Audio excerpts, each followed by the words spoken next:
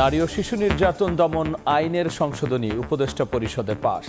বিয়ের কথা বলে ধর্ষণের সাজা সর্বোচ্চ 7 বছর। এখানে বলাৎকারের একটা নতুন সংজ্ঞা দেওয়া হয়েছে। আর একটা বিষয় হচ্ছে যে বিয়ের প্রলোভন দেখিয়ে যে রেপ কেসগুলো সর্বোচ্চ শাস্তি 7 বছর করা হয়েছে। জুলাই আন্দোলনে শহীদের মেয়েকে সংঘবদ্ধ ধর্ষণের ঘটনায় উত্তাল পটুয়াখালী। 24 ঘন্টায় পলাতক আসামিকে গ্রেফতার ও দ্রুত বিচার দাবি নাহিদ ইসলামের।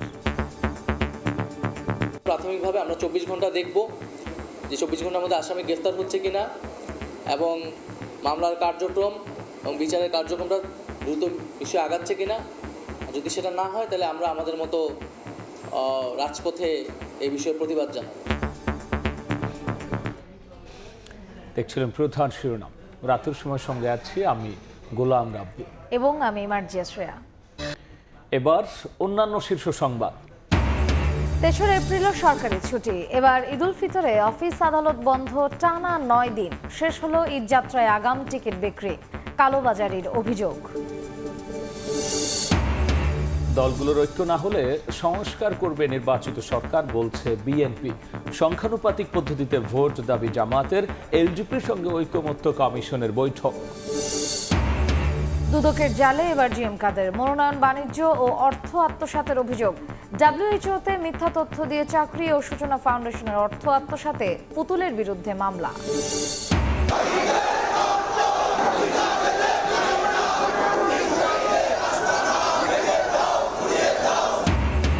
ফিলিস্তিনি হত্যার প্রতিবাদের ঢেউ বাংলাদেশে। ঢাকা ও চট্টগ্রামে জামায়াত ইসলামীর বিক্ষোভ মিছিল। ইসরায়েলি পণ্য বয়কটের ডাক।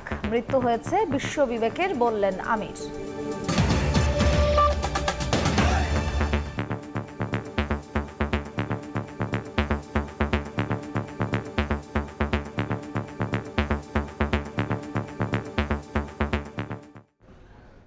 নারী ও শিশু নির্যাতন দমন আইনের সংশোধনী উপদেষ্টা পরিষদে পাশ হয়েছে।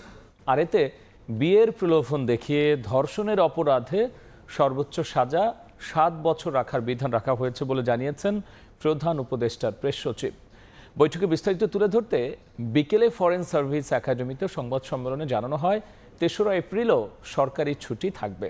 তাই এবার ঈদুল ফিতরে টানা 9 দিন বন্ধ থাকবে অফিস আদালত। সম্প্রতি মাগুরায় শিশু ধর্ষণ, হত্যা সহ নারী নির্যাতনের কয়েকটি ঘটনায় দেশ জুড়ে দেখা দেয় তীব্র প্রতিক্রিয়া। ধর্ষকের সর্বোচ্চ সাজার দাবিতে হয় বিক্ষোভ সমাবেশ। নারী ও শিশু সুরক্ষায় দাবি ওঠে আইন সংশোধনের। এমন প্রেক্ষাপটে প্রধান উপদেষ্টার কার্যালয়ে অনুষ্ঠিত হয় উপদেষ্টা পরিষদের বৈঠক। প্রধান উপদেষ্টা ডক্টর মোহাম্মদ ইউনূসের নেতৃত্বে বেশ কিছু গুরুত্বপূর্ণ সিদ্ধান্ত গৃহীত হয় বৃহস্পতিবারের বৈঠকে।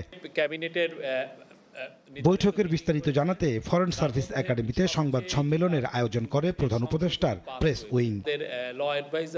প্রেস সচিব শফিকুল আলম জানান, নারী ও শিশু নির্যাতন দমন আইনের সংশোধনী পাশ হয়েছে। বলাৎকার ও বিয়ের প্রলোভন দেখিয়ে ধর্ষণের ধারায় এসেছে বেশ কিছু পরিবর্তন। এখানে বলাৎকারের একটা নতুন সংজ্ঞা দেওয়া হয়েছে। আর একটা বিষয় হচ্ছে যে বিয়ের প্রলোভন দেখিয়ে যে রেপ কেসগুলো সেই জায়গাটাও নতুন করে অনেকগুলো মেজার নেওয়া হয়েছে এবং সেক্ষেত্রে এইটাকে আগের ল থেকে একটু নতুন একটা সেকশন নিয়ে এসে সেই লটাকে সর্বোচ্চ শাস্তি 7 বছর করা হয়েছে। এছাড়া বৃহস্পতিবারের বৈঠকে আগামী 3 এপ্রিল ঈদের ছুটি ও চৈত্র সংক্রান্তিতে 3 পার্বত্য জেলায় সরকারি ছুটির সিদ্ধান্ত গৃহীত হয়। 3 এপ্রিল ছুটি ঘোষণা করা হয়েছে এবং আরও একটা ঐতিহাসিক বিষয় হচ্ছে যে আজ এই চৈত্র সংক্রান্তিতে 3টা পার্বত্য ডিস্ট্রিক্টে ছুটি থাকবে। প্রধান উপদেষ্টার আসন্ন চীন সফরকে ঐতিহাসিক আখ্যা দিয়ে প্রেস সচিব বলেন, বেইজিং সফরে বাংলাদেশের স্বাস্থ্য সেবা খাত গুরুত্ব পাবে। তার মধ্যে সবচেয়ে যেটা নাজমুস সালেহী, সময় সংবাদ, ঢাকা। জুলাই আন্দোলনে শহীদের মেয়েকে সংঘবদ্ধ ধর্ষণের ঘটনায় উত্তাল পটুয়াখালী। এদিকে ভুক্তভোগীর খোঁজ খবর নিতে সেখানে যান জাতীয় নাগরিক পার্টির আহ্বায়ক নাহিদ ইসলাম। 24 ঘন্টার মধ্যে পলাতক আসামিকে গ্রেফতার ও দ্রুত বিচারের দাবি জানিয়েছেন তিনি। জুলাই আন্দোলনে শহীদ বাবার মেয়েকে সংঘবদ্ধ ধর্ষণের প্রতিবাদে উত্তাল পটুয়াখালী। ধর্ষকদের বিচারের দাবিতে সড়কে শিক্ষার্থীদের বিক্ষোভ। জুলাই আন্দোলনে রাজধানীর মোহাম্মদপুরে পুলিশের গুলিতে শহীদ বাবার কবর জিয়ারত শেষে 18 মার্চ সন্ধ্যায় পটুয়াখালীর দুমকিতে নানা বাড়ি যাচ্ছিলেন 17 বছরের মেয়ে। রাস্তায় একাপে জোরপূর্বক পাশের একটি বাগানে নিয়ে ধর্ষণ করে সাকিব মুন্সি ও শিফাত মুন্সি। পরে তাকে উদ্ধার করে পটুয়াখালী মেডিকেল কলেজ হাসপাতালে ভর্তি করা হয়। এ ঘটনায় সাকিব মুন্সিকে পুলিশ গ্রেপ্তার করলেও এখনও পলাতক শিফাত মুন্সি। আমার স্বামী দেশের জন্য প্রাণ দিয়েছে, তার প্রতিদিন কি এই পাবো? আমি আমার মেয়ের ক্ষতি করছে, আমি তাদের শাস্তিমূলক বিচার চাই, তাদের ফাঁসি চাই। এদিকে বৃহস্পতিবার সকালে ভুক্তভোগীর খোঁজ খবর নিতে পটুয়াখালী সদর হাসপাতালে যান জাতীয় নাগরিক পার্টির আহ্বায়ক নাহিদ ইসলাম। এ সময় 24 ঘন্টার মধ্যে পলাতক আসামিকে গ্রেপ্তার ও দ্রুত বিচারের দাবি জানানো হয়। প্রাথমিকভাবে আমরা 24 ঘন্টা দেখব যে 24 ঘন্টার মধ্যে আসামি গ্রেফতার হচ্ছে কিনা এবং মামলার কার্যক্রম এবং বিচারের কার্যক্রমটা দ্রুত বিষয়ে আগাচ্ছে কিনা। যদি সেটা না হয় তাহলে আমরা আমাদের মতো রাজপথে এই বিষয়ে প্রতিবাদ জানাব। এ ঘটনায় সংবাদ সম্মেলন করে বিএনপির কেন্দ্রীয় নির্বাহী কমিটির সদস্য হাসান মামুন বলেন, অপরাধী যে দলেরই হোক দ্রুত সময়ের মধ্যে বিচার করতে হবে। শিকদার জাবির হোসেন, সময় সংবাদ, পটুয়াখালী। বিএনপির স্থায়ী কমিটির সদস্য আমির খসরু মাহমুদ চৌধুরী বলেছেন, ডিসেম্বরের মধ্যে নির্বাচন হলে গণতন্ত্র ঠিক পথে থাকবে। সংস্কারের ক্ষেত্রে রাজনৈতিক দলগুলো ঐকমত্যে পৌঁছাতে না পারলে নির্বাচিত সরকার তা বাস্তবায়ন করবে। গুলশানে ইউরোপীয় ইউনিয়নের রাষ্ট্রদূত মাইকেল মিলারের সঙ্গে বৈঠক শেষে একথা বলেছেন তিনি। এদিকে জাতীয় নির্বাচন আর সংস্কার নিয়ে সমর্থন পুনর্ব্যক্ত করেছেন মিলার। রাজনৈতিক দলগুলোর সঙ্গে ধারাবাহিক বৈঠক করছে ইউরোপীয় ইউনিয়ন। বৃহস্পতিবার সকালে বিএনপি নেতাদের সঙ্গে বৈঠক করলেন রাষ্ট্রদূত মাইকেল মিলার। রাজধানীর গুলশানে বিএনপি চেয়ারপারসনের কার্যালয়ে প্রায় ঘণ্টা ব্যাপী চলা বৈঠকে দলের মহাসচিব মির্জা ফখরুল ইসলাম আলমগীরের নেতৃত্বে স্থায়ী কমিটির সদস্য ও আন্তর্জাতিক বিষয়ক কমিটির সদস্য আমির খসরু মাহমুদ চৌধুরী এবং শামা ওবায়েদ অংশ নেন। পরে ব্রিফিংয়ে আমির খসরু বলেন, বাংলাদেশের জাতীয় নির্বাচন সংস্কারকে ঘিরে ইইউ সহযোগিতার আগ্রহ দেখিয়ে ঢাকার প্রতি সমর্থন পুনর্ব্যক্ত করেছে। ডিসেম্বরের মধ্যে নির্বাচন হলে আমরা সঠিক পথে থাকবো। গণতান্ত্রিক অর্ডারটা ফিরিয়ে আনা খুবই গুরুত্বপূর্ণ।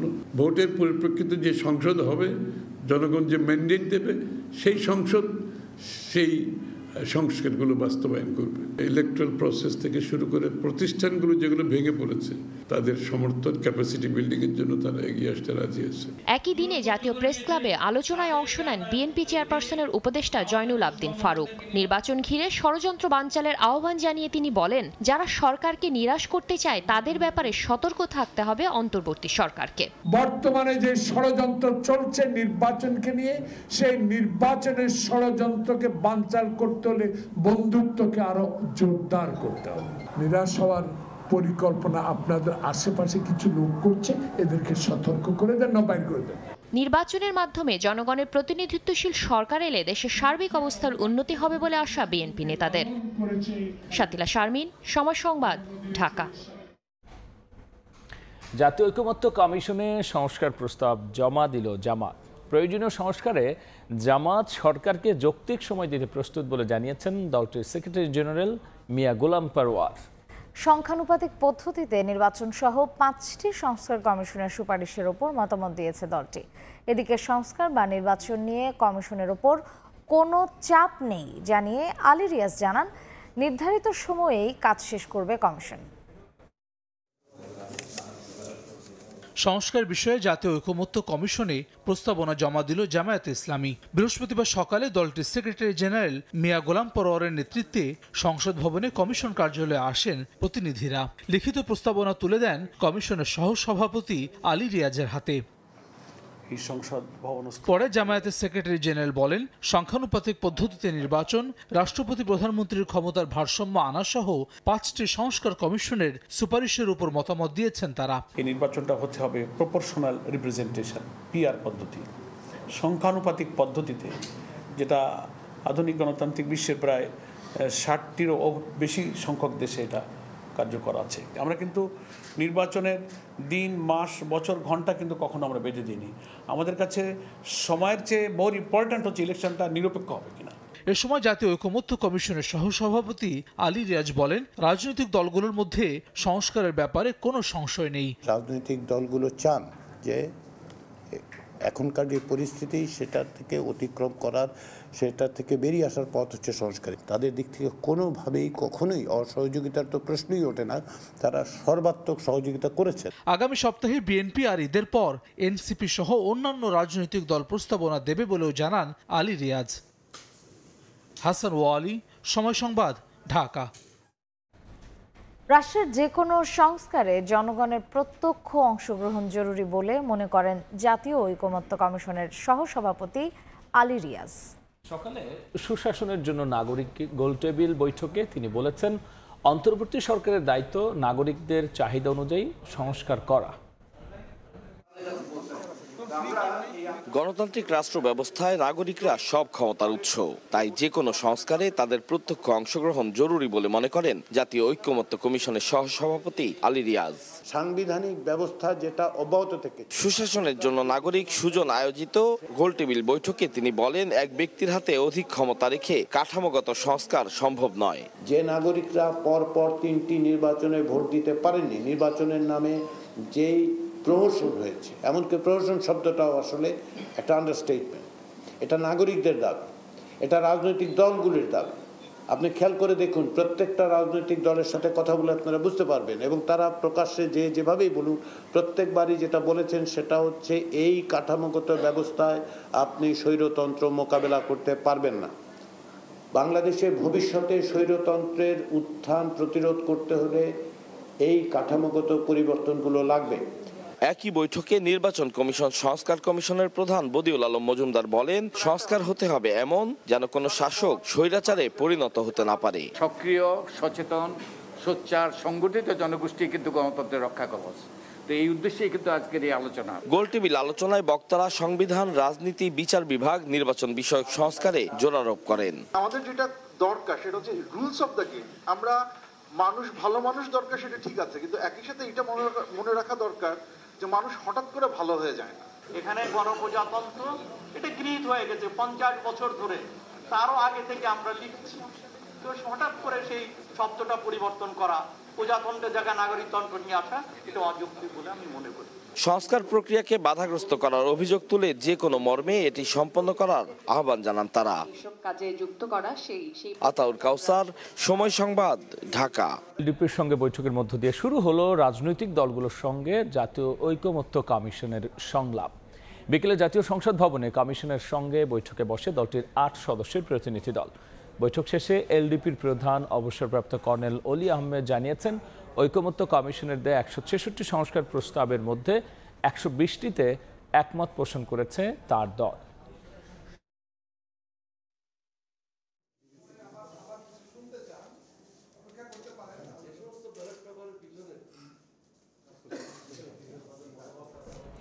ভোটকেন্দ্র স্থাপনে ক্ষমতা আর থাকছে না ডিসি, ইউএনও এবং এসপিওসিদের। নিবন্ধন বাতিল করা হয়েছে আওয়ামী আমলে দায়িত্ব পাওয়া 96টি পর্যবেক্ষক সংস্থার। বৃহস্পতিবার এক বৈঠকে এসব সিদ্ধান্ত নেয় সংশ্লিষ্ট কমিটি।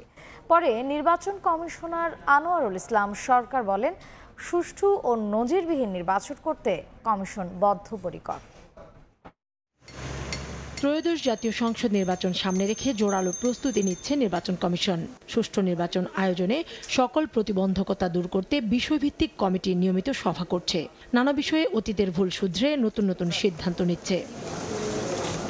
বৃহস্পতিবার নির্বাচন ভবনে সংসদীয় আসনের সীমানা নির্ধারণ, ভোটকেন্দ্র স্থাপন, রাজনৈতিক দল ও পর্যবেক্ষণ সংস্থা নিবন্ধন এবং বিধিমালা পর্যালোচনা সংক্রান্ত কমিটির বৈঠক অনুষ্ঠিত হয়। বৈঠকে আওয়ামী লীগ শাসনামলে নিবন্ধিত দেশীয় 96টি নির্বাচন পর্যবেক্ষক সংস্থার নিবন্ধন বাতিলের উপকমিটির সিদ্ধান্ত অনুমোদন করা হয়।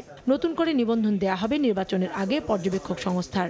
এছাড়া ভোটকেন্দ্র স্থাপন হবে জেলা উপজেলা নির্বাচন কর্মকর্তাদের মাধ্যমে। থাকবে না ডিসিএসপি, ইউএনও, ওসিদের কমিটি। কমিটির 2 জন সদস্য এসব তথ্য নিশ্চিত করেছেন। পরে ব্রিফিং করেন কমিটির সভাপতি নির্বাচন কমিশনার আনোয়ারুল ইসলাম সরকার। তিনি জানান, বিতর্কমুক্ত নির্বাচন আয়োজনে সকল প্রস্তুতি নিচ্ছে ইসি। আমরা নির্বাচন বিষয়ে তো অনেকেই বিতর্কিত, এবং যাতে ভবিষ্যতে বিতর্কের সৃষ্টি না হয়, কোনো কি বলে যে অস্বচ্ছতা যাতে না হয় সেই জন্য তো আমরা সর্বতভাবে প্রস্তুতি নিচ্ছি। একটা স্বচ্ছ, নিরপেক্ষ, সুন্দর এবং নজিরবিহীন সুন্দর নির্বাচন করার জন্য যা যা করা প্রয়োজন সব কিছুই নির্বাচন কমিশন করবে, সেই মর্মে প্রতিজ্ঞাবদ্ধ। কমিশনার বলেন, শর্ত পূরণ হলেই দেয়া হবে রাজনৈতিক দলের নিবন্ধন। এ বিষয়ে গণবিজ্ঞপ্তি নিয়ে আদালতের স্থগিতাদেশের রায়ের কপি এখনো পাননি বলে জানান তিনি। আপনাদের যে কাউসারা চৌধুরী কুমু, সময় সংবাদ, ঢাকা। চাঁদাবাজি, মনোনয়ন বাণিজ্য, দলীয় ফান্ডের টাকা আত্মসাতের অভিযোগে এবার দুদকের জালে ফাঁসলেন জাতীয় পার্টির চেয়ারম্যান GM কাদের। গোয়েন্দা অনুসন্ধানে দেশে বিদেশে অঢেল সম্পদের তথ্য মেলায় জাপা প্রধানের সম্পদের ফিরিস্তি খুঁজবে সংস্থাটি। এদিন বিশ্ব স্বাস্থ্য সংস্থায় মিথ্যা তথ্য দিয়ে চাকরি নেওয়া এবং সূচনা ফাউন্ডেশনের নামে অর্থ আত্মসাতের অভিযোগে সাইমা ওয়াজিদ পুতুলের বিরুদ্ধে 2টি মামলা করেছে দুদক। রাজনীতির মাঠে আলোচিত নাম গোলাম মোহাম্মদ কাদের বা GM কাদের। ভাই হুসাইন মোহাম্মদ এরশাদের মৃত্যুর পর জাতীয় পার্টির হাল ধরেন তিনি। গণ অভ্যুত্থানের মুখে পালানো শেখ হাসিনার সংসদে বিরোধী দলীয় নেতা ছিলেন GM কাদের। উনি কত অমায়িক, ভদ্র এবং কত আন্তরিক ছিলেন। দুদকের গোয়েন্দা অনুসন্ধানে উঠে এসেছে 2018 সালে জাতীয় নির্বাচনে সংরক্ষিত নারী আসনের জন্য 18 কোটি টাকার ঘুষ নেন। পদ বাণিজ্য করতে 301 সদস্য বিশিষ্ট কমিটিকে দ্বিগুণ করে হাতিয়ে নেন কোটি কোটি টাকা। এসব অবৈধ অর্থ সিঙ্গাপুর, লন্ডন ও সিডনিতে পাচারের তথ্য দুদকের হাতে। এমন তথ্যের ভিত্তিতে প্রকাশ্য অনুসন্ধানে নেমেছে দুদক। দলীয় মনোনয়ন বাণিজ্য, পদ বাণিজ্য, বিদেশে অর্থ পাচার সহ জ্ঞাত আয়ের উৎস বহির্ভূত সম্পদ অর্জনের অভিযোগে তার বিরুদ্ধে অনুসন্ধানের সিদ্ধান্ত গৃহীত হয়েছে। এদিন আওয়ামী লীগের জ্যেষ্ঠ নেতা ও 14 দলের সমন্বয়ক আমির হোসেন আমু, তার মেয়ে ও শালিকার বিরুদ্ধে 3 মামলা করেছে দুদক। মামলায় প্রায় 40 কোটি টাকার অবৈধ সম্পদ ও প্রায় 150 কোটি টাকার সন্দেহজনক লেনদেনের অভিযোগ আনা হয়েছে। সন্দেহজনক লেনদেন করে উক্ত টাকা জ্ঞাতসারে হস্তান্তর, স্থানান্তর এবং রূপান্তর করার অপরাধ অনুসন্ধানকালে প্রমাণিত হয়েছে। এ কারণে তার বিরুদ্ধে দুর্নীতি দমন কমিশন আইন 2004 সংশ্লিষ্ট ধারায় একটি মামলা রুজুর সিদ্ধান্ত গৃহীত হয়েছে। এদিকে বিশ্ব স্বাস্থ্য সংস্থায় মিথ্যা তথ্য দিয়ে চাকরি নেওয়া এবং সূচনা ফাউন্ডেশনের নামে 33 কোটি টাকা আত্মসাতের অভিযোগে সাইমা ওয়াজিদ পুতুলের বিরুদ্ধে 2 মামলা করেছে দুদক। তাসলিম তৌহিদ, সময় সংবাদ, ঢাকা। ঘুষের অভিযোগে করা মামলা থেকে খালাস পেয়েছেন বিএনপির ভারপ্রাপ্ত চেয়ারম্যান তারেক রহমান। বিচারিক আদালতে আর কোনো মামলা না থাকায় দেশে ফিরে তারেক রহমানের এখন রাজনীতি করতে কোনো বাধা নেই বলে জানিয়েছেন তার আইনজীবী। 1/11 সময় করা দুদকের এই মামলায় সাবেক স্বরাষ্ট্র প্রতিমন্ত্রী লুৎফুজ্জামান বাবর সহ 8 আসামি খালাস পেয়েছেন। 1/11 সময়ে বিএনপির ভারপ্রাপ্ত চেয়ারম্যান তারেক রহমানের বিরুদ্ধে 17টি মামলা হয়। গ্রেফতার করে রিমান্ডের নামে করা হয় শারীরিক নির্যাতন। পরে উন্নত চিকিৎসার জন্য 2008 সালে যুক্তরাজ্যে যান তারেক রহমান। শুধু 1/11 সময়ই নয়, পতিত আওয়ামী লীগ সরকারের আমলে তারেক রহমানের বিরুদ্ধে 67টি মামলা হয়। 5 আগস্ট সরকার পতনের পর আইনি প্রক্রিয়ায় মোট 84টি মামলা থেকে একে একে খালাস পেতে থাকেন তারেক রহমান। এবার বসুন্ধরা গ্রুপের পরিচালক ইঞ্জিনিয়ার সাব্বির হত্যা মামলার আসামি সাফিয়াত সোবাহান সানভীরকে দায় মুক্তির উদ্দেশ্যে 21 কোটি টাকা ঘুষ নেওয়ার অভিযোগে করা মামলা থেকে খালাস পেলেন তারেক রহমান। সাবেক স্বরাষ্ট্র প্রতিমন্ত্রী লুৎফুজ্জামান বাবর সহ 8 জনকেই বেকসুর খালাস দিয়েছেন ঢাকার বিশেষ জজ আদালত 3। তারেক রহমানের আইনজীবী জানান, দুদকের করা এ মামলায় অপরাধের প্রমাণ না পাওয়ায় খালাস পেয়েছেন তিনি। যিনি তদন্তকারী কর্মকর্তা তিনি আদালতে এসেছেন আমাদের পক্ষ থেকে, আমাদের সিনিয়র এবং আমরা যারা করেছি সেখানে তিনি পরিষ্কার করে বলেছেন যে তার তদন্তকালীন সময়ে এমন কোনো ব্যক্তি, দ্যাট ইজ শাহ আলম সাহেবের পরিবার বা অন্য কেউ এরকম কোনো অভিযোগ করে নাই যে এই মামলার মধ্যে কেউ ঘুষ দাবি করেছে, অথবা এমন কোনো সাক্ষীও আসে নাই যে আসামিদের কাউকে শাহ আলমের পরিবার থেকে কোনো ঘুষ প্রদান করেছেন। এর মধ্য দিয়ে বিচারিক আদালতে আর কোনো মামলা না থাকায় তারেক রহমানের দেশে ফিরতে আর কোনো বাধা নেই বলে জানান তার আইনজীবীরা। তারেক রহমানের আজকের এই মামলা রায়ের মাধ্যমে আমার জানা মতে ওনার বিরুদ্ধে আর বড় কোনো মামলা নাই। এখন তিনি ইভেন দেশে ফেরত আসার জন্য অপেক্ষায় আছেন, দেশবাসী তাকে গ্রহণ করার অপেক্ষা আছেন, সেই অবস্থাটা এখন অনেকটা ফ্রি হয়ে গেল। মিথ্যা মামলা দিয়ে হয়রানি করায় তৎকালীন দুদক কর্মকর্তাদের বিরুদ্ধে আইনি ব্যবস্থা চান তারেক রহমানের আইনজীবী। আসিফ মোহাম্মদ সিয়াম, সময় সংবাদ, ঢাকা। ফিলিস্তিনে নির্বিচারে মানুষ হত্যার প্রতিবাদে ঢাকা, চট্টগ্রাম সহ দেশের বিভিন্ন স্থানে বিক্ষোভ করেছে জামায়াতে ইসলামী। মিছিল ও সমাবেশে দলটির নেতারা রাষ্ট্র হিসেবে ইসরায়েলকে নিষিদ্ধ ও মানবতা বিরোধী অপরাধে নেতানিয়াহুর বিচার দাবি করেছেন। গাজায় নিরীহ মানুষের উপর ইসরায়েলের নৃশংস হামলার প্রতিবাদে ফুঁসে উঠেছে মুসলিম বিশ্ব। সেই বর্বরতার প্রতিবাদে বিক্ষোভে উত্তাল ঢাকার রাজপথ। যুদ্ধবিরতি চুক্তি ভঙ্গ করে বর্বর হামলা চালিয়ে নারী শিশুসহ গাজায় গণহত্যার প্রতিবাদে বৃহস্পতিবার সারা দেশে বিক্ষোভের ডাক দেয় বাংলাদেশ জামায়াত ইসলামী। ঢাকা মহানগরে দক্ষিণ ও উত্তরের নেতৃবৃন্দের সঙ্গে রাজপথে বিক্ষোভে নামেন দলটির হাজারো কর্মী সমর্থক। এর আগে বাদ জোহর জাতীয় মসজিদ বাইতুল মোকররমের উত্তর গেটে সমাবেশ থেকে অবিলম্বে হামলা বন্ধ করা না হলে দুর্বার আন্দোলনের হুঁশিয়ারি দেন জামাত নেতারা। ইসরায়েল, তুমি হয় থেমে যাও, না হলে তোমাকে ফেরাউন, নমরুদ, আদ এবং সামুদ জাতির মতো তোমাকে থেমে যেতে হবে। নেতানিয়াহুকে অবিলম্বে আন্তর্জাতিক আদালতের মাধ্যমে গ্রেপ্তারি পরোয়ানা জারি করে তাকে গ্রেপ্তার করতে হবে। কেন্দ্রীয় কর্মসূচির অংশ হিসেবে দেশের বিভিন্ন স্থানে বিক্ষোভ করে জামায়াত ইসলামী। বাদ জোহর মিছিল করে চট্টগ্রাম মহানগর শাখা। এই প্যালেস্টাইনের সমস্যার স্থায়ী সমাধান আমাদেরকে অবশ্যই খুঁজে বের করতে হবে। এদিকে রাজধানীতে এক অনুষ্ঠানে গাজাবাসীর পাশে দাঁড়াতে মুসলিম উম্মাহ সহ দলমত নির্বিশেষে বিবেকবান মানুষকে আওয়াজ তোলার আহ্বান জানান জামায়াতের আমির। জঘন্য গণহত্যার বিরুদ্ধে বিক্ষোভ করে চিৎকার দিয়ে বলতে পারি যে এটা অন্যায়, এটা বন্ধ করতে হবে। আমাদের কথায় বন্ধ যদি নাও হয়, আওয়াজ যদি ইসরায়েলের জালিম শাসকদের কানে নাও ঢুকে, আল্লাহর আরশে পৌঁছবে ইনশাআল্লাহ। পবিত্র রমজানে গাজাবাসীর সাহায্যে সবাইকে ঐক্যবদ্ধ হওয়ার আহ্বান জানান ডক্টর শফিকুর রহমান। আলতাফ হোসাইন, সময় সংবাদ, ঢাকা।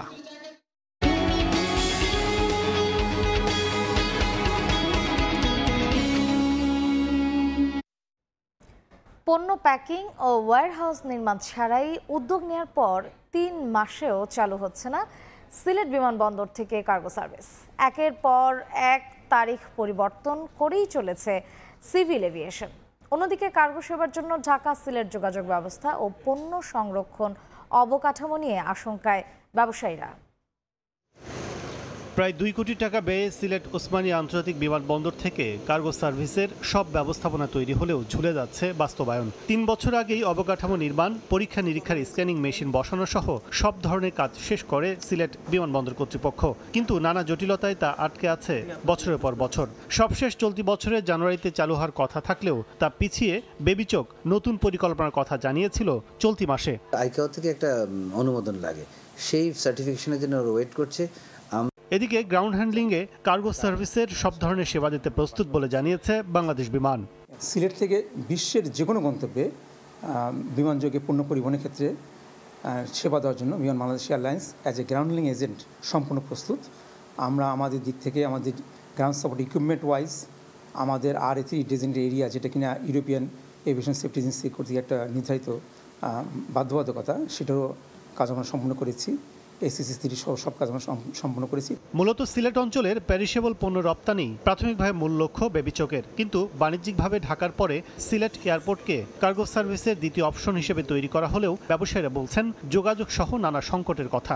আমাদের মূলত ফ্যাক্টরি বেসগুলো হলো তো আপনার ঢাকা, গাজীপুর বা মানে কুমিল্লা এবং চিটাগাং, মূলত আমাদের বেস কিন্তু ফ্যাক্টরির এখানে। এটা আমার জন্য মানে ধরেন compare to India it is better. Dhaka to সিলেটের রাস্তার অবস্থা খারাপ, এয়ারপোর্টের বা কার্গো ওয়্যার হাউসে আমি পাঠাচ্ছি, তাহলে এইখানে কাস্টমারের যে আমার প্যাকিং, আমার এইখানের যেই টোটাল আমার গুডসের যে নিরাপত্তা, সেটা আমি ফুল আমার ফ্যাক্টরি থেকে আমি সেটা দিছি, কিন্তু আমার এয়ারপোর্টে গিয়ে সেখানে আমার নষ্ট হয়ে যাচ্ছে।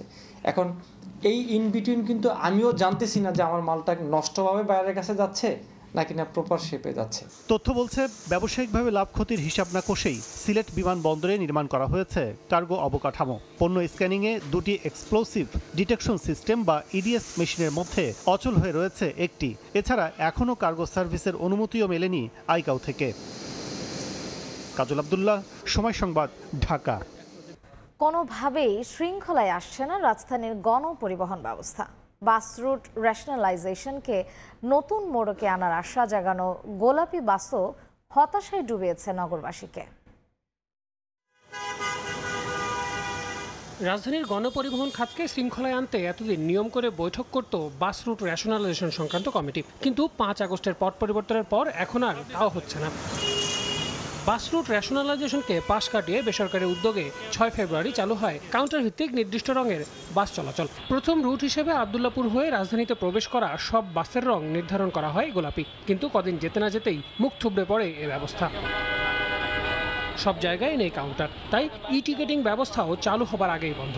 আর যত্রতত্র গাড়ি থামিয়ে যাত্রী ওঠানামা যেন অধিকার, সঙ্গে বাড়তি ভাড়া আর একে অপরকে দোষারোপ তো আছেই। গাড়ি চালায় বেতনও পাইনি, যেদিন একটা কাউন্টার চলছে সেদিন টাকা আর সবই খেয়ে নিচ্ছে। পাবলিক টিকিট কাটতেও দাঁড়াই দেওয়া লাগে, এক জায়গায় কাউন্টার আছে আরেক জায়গায় নাই। এর লাগে আমার গাড়ি হেলে রাখা আমার সব সাইড গ্লাস বাইরে ভাঙছিল। যাত্রীরা নামতে চাবে, ওদের ব্যবহারই ভালো না। ওরা অ্যাকচুয়ালি মুখে বলে একটা, কাজে করে একটা। এই বাংলাদেশের যে একটা যানজটের যে একটা সমস্যা, এটা প্রতিনিয়ত হচ্ছে, আর এটা আমার মনে হয় কখনো এটা রোধ করা পসিবল না। বেশি টাকা আয় করতে মালিক সমিতির সিদ্ধান্ত মানতে নারাজ পরিবহন শ্রমিকরা, সঙ্গে সিটি কর্পোরেশনের অসহযোগিতার অভিযোগ আছে ঢাকা সড়ক পরিবহন মালিক সমিতির। কন্ট্রাক্ট যে সিস্টেমটা, এই সিস্টেমটা মালিক এবং শ্রমিকের মধ্যে একজন বিষ পোড়ার মতন হয়ে উঠেছে। সিটি কর্পোরেশনের সাপোর্ট পাচ্ছি না। আমরা কাউন্টার যখন বসাতে যাই তখন আমরা বহু বিভিন্ন সমস্যার সম্মুখীন হতে হয়েছে। মেট্রো রেলের মতো সরকারি মালিকানাধীন কোম্পানি গঠন করে চলতি বাসগুলোকে অধিগ্রহণ করলেই সমাধান আনা সম্ভব বলে মনে করছেন বিশেষজ্ঞরা। স্টেট ওন কোম্পানি যদি করা হয় সেখানে সরকারের একটা নিয়ন্ত্রণ থাকবে। যে বাসগুলোর আসলে ইকোনমিক লাইফ শেষ, অনেকটা লক্কর অবস্থা, আয়ুষ্কাল পেরিয়ে গেছে, কোম্পানি চাইলে এই বাসগুলো কিন্তু ফেজ আউট করে ফেলতে পারবে। যেহেতু কোম্পানি তৈরি হবে এবং যারা এখন ব্যবসা করছেন তারা কিন্তু এই কোম্পানির শেয়ার হোল্ডার হতে পারে, তারা সেখানে বিনিয়োগ করবে এবং তখন বাসের যে ফ্লিটগুলি আছে সেটা ধীরে ধীরে কিন্তু আরও উন্নত মানের করা সম্ভব এবং ইকোসিস্টেমটা তখন কিন্তু ঠিক হয়ে যাবে। বিআরটিএর হিসেবে বর্তমানে রাজধানীর 291টি রুটে চলাচল করা বাসের সংখ্যা 9027টি। উন্নত নগরের মতো সকল বাসকে এক ছাদের নিচে আনতে যাত্রীদেরও নিয়ম মেনে চলায় অভ্যস্ত হতে হবে বলে মনে করেন খাত সংশ্লিষ্টরা। আল আমিন তুষার, সময় সংবাদ, ঢাকা।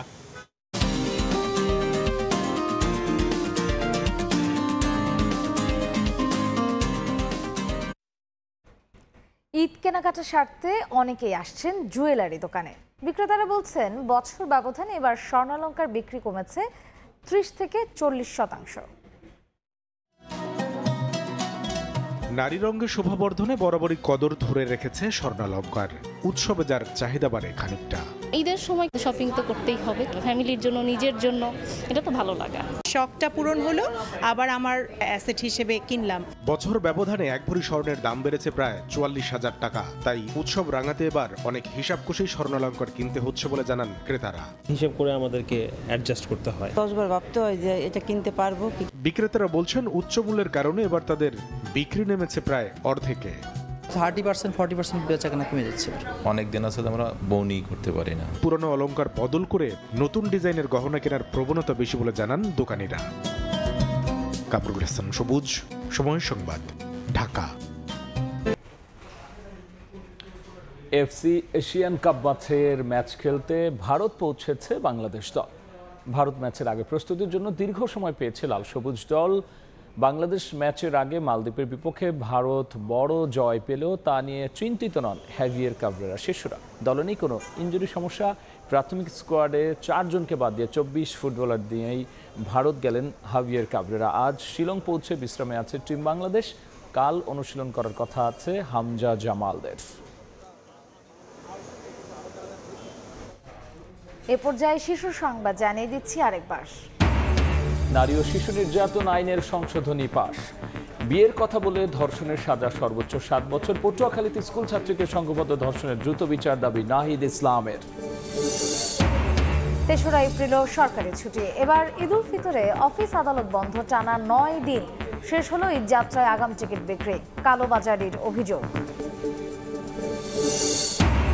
এবং দুদকের জালে এবার জিএম কাদের। মনোনয়ন বাণিজ্য অর্থ আত্মসাতের অভিযোগ। ডব্লিউএইচওতে মিথ্যা তথ্য দিয়ে চাকরি ও সূচনা ফাউন্ডেশনের অর্থ আত্মসাতে পুতুলের বিরুদ্ধে মামলা।